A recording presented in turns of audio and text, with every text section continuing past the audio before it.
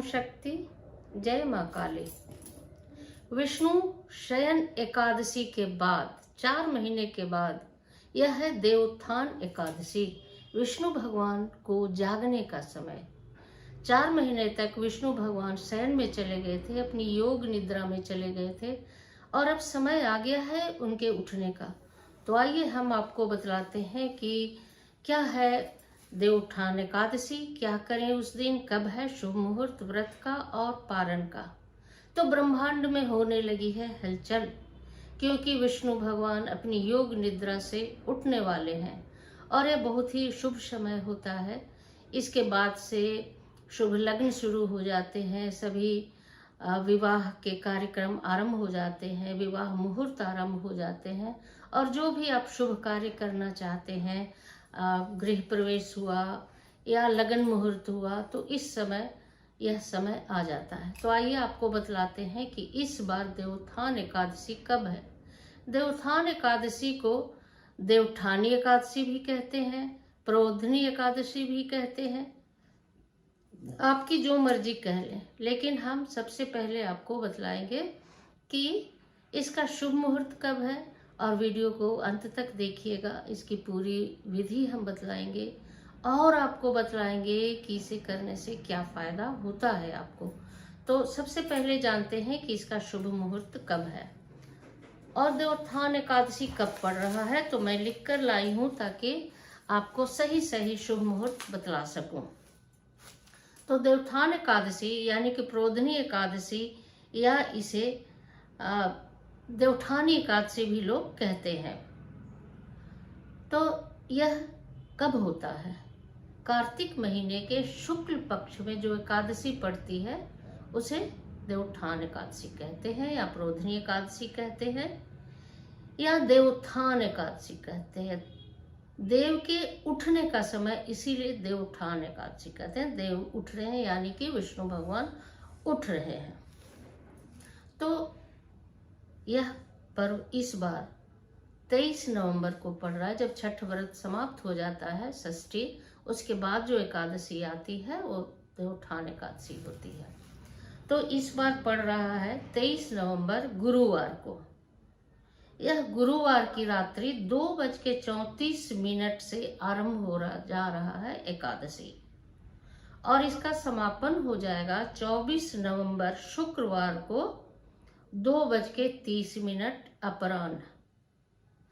तो यह रहा मुहूर्त। अब आपको बतलाते हैं कि यह आप करेंगे कैसे और करने के बाद पारण आप कब करेंगे और कैसे करेंगे। तो सबसे पहले आप यह जानिए कि एक दिन पहले से यानी कि 23 नवंबर को जब देवोत्थान एकादशी है तो 22 नवंबर से आप शुद्ध सात्विक भोजन करेंगे। बहुत मसालेदार लहसुन प्याज वगैरह नहीं करेंगे, शुद्ध और सात्विक भोजन करेंगे। मसूर का दाल भी नहीं खाएंगे, दाल अरहर का खाएं अथवा और कोई दाल, उड़द का दाल भी वर्जित रखें इस दिन। और 23 नवंबर को अपने पूजा स्थल को अच्छे से गंगा जल से साफ कर ले।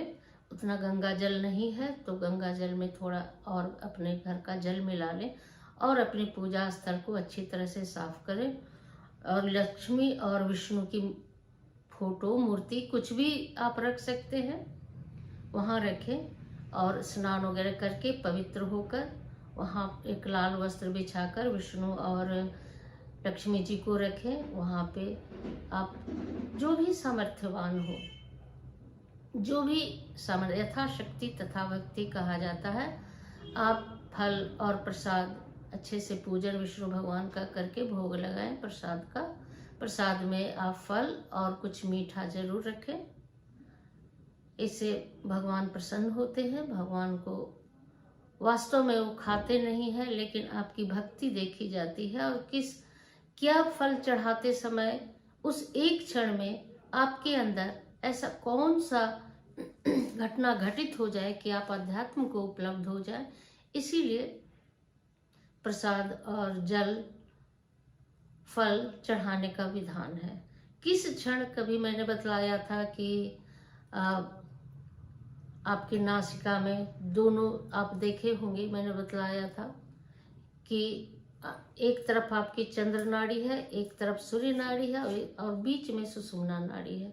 तो यह करते हुए कब सुषुम्ना नाड़ी जागृत हो जाए और कब आप चमत्कृत लाभ प्राप्त कर लें, कोई नहीं जानता। इसीलिए सनातन धर्म में प्रसाद, फूल, पुष्प, फल चढ़ाने का विधान है।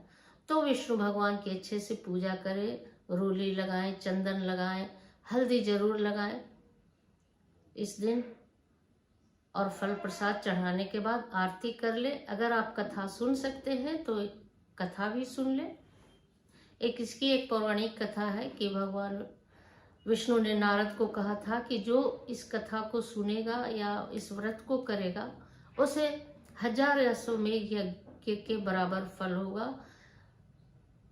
साल भर में आप जितने व्रत करते हैं उन सारे व्रतों का फल आपको देवोत्थान एकादशी एकमात्र कर देने से फल प्राप्त हो जाता है। तो इसका बहुत महत्व है, आप इसे जरूर करें। मन में कोई इच्छा हो तो जरूर पूरी हो जाएगी। पूरे वर्ष में 24 एकादशियां आती हैं, जिसमें जो लोग एकादशी करते हैं उनकी सारी इच्छाएं पूर्ण होती है। लेकिन जो देवोत्थान एकादशी है उसे कर लेने से 24 एकादशी करने का फल मिल जाता है। इस दिन तुलसी विवाह भी मनाया जाता है। संध्या समय शालिग्राम और तुलसी का विवाह होता है। तुलसी जी बहुत प्रिय है भगवान विष्णु को, तो भगवान विष्णु के लिए संध्या समय शालिग्राम और तुलसी विवाह भी करें। या कैसे करेंगे?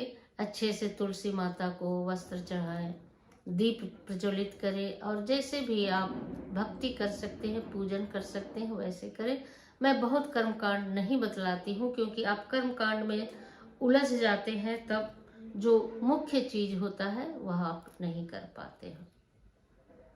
तो आइए, आपने जान लिया कि कैसे 22 नवंबर से इस व्रत का आरंभ करेंगे शुद्ध सात्विक भोजन से। 23 नवंबर को प्रातः विष्णु की पूजा करेंगे। पहले विधान था कि खल में बहुत सारा फल वगैरह डाल दिया जाता था और विष्णु भगवान को जगाया जाता, तो अब वो मिलता नहीं है।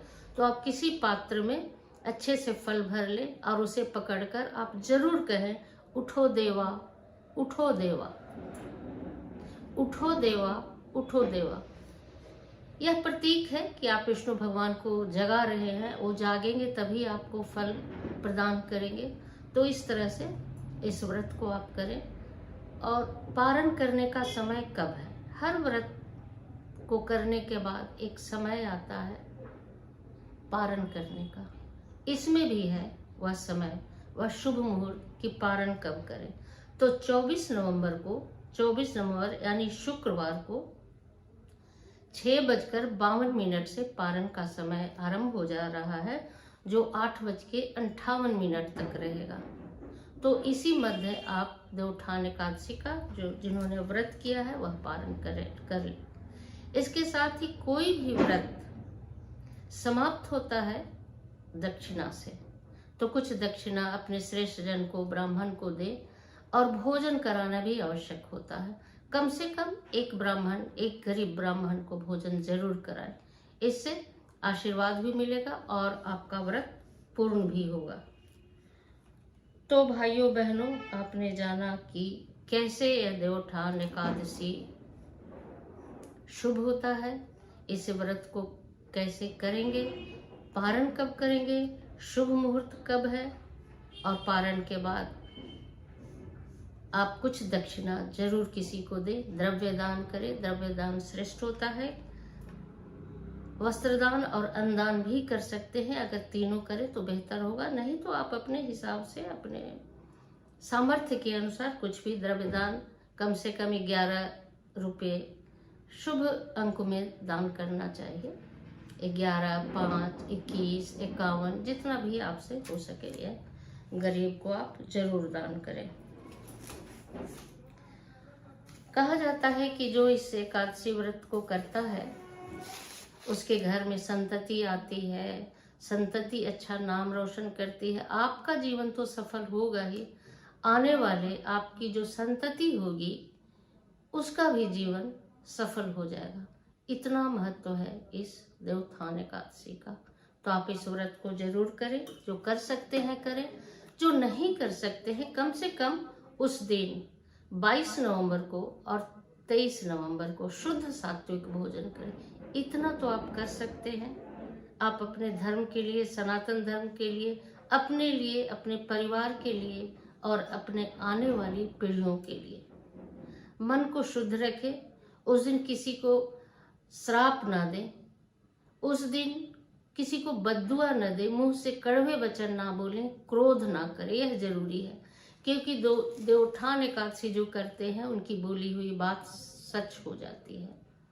क्योंकि विष्णु भगवान के उठ रहे हैं उस समय उनका मन, ऐसे तो भगवान का मन हमेशा न्यायी होता है और वैसे हर समय शुभ ही होता है, कोई समय खराब नहीं होता है। लेकिन कभी कभी विशेष मुहूर्त होते हैं, ब्रह्मांड में ऐसे संजोग बनते हैं कि उस समय कही हुई बातें सच हो जाती हैं और की हुई मनोकामना भी पूर्ण हो जाती है। तो उस दिन सब यह बात तो बिल्कुल ध्यान में रखें, उस दिन क्रोध ना करें, किसी के प्रति गुस्सा प्रकट ना करें, बद्दुआ ना दें।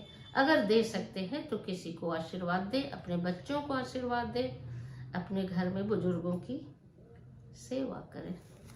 तो भाइयों बहनों, यह जानकारी आपको कैसी लगी मुझे बताएंगे, और अगर आपको अच्छी लगी है तो लाइक करेंगे, शेयर करेंगे, ताकि और भी लोगों तक मेरी यह जानकारी पहुंच सके। अगर पहली बार देख रहे हैं तो सब्सक्राइब करके बेल आइकन जरूर दबा देंगे। धन्यवाद। ओम शक्ति। जय मां काली।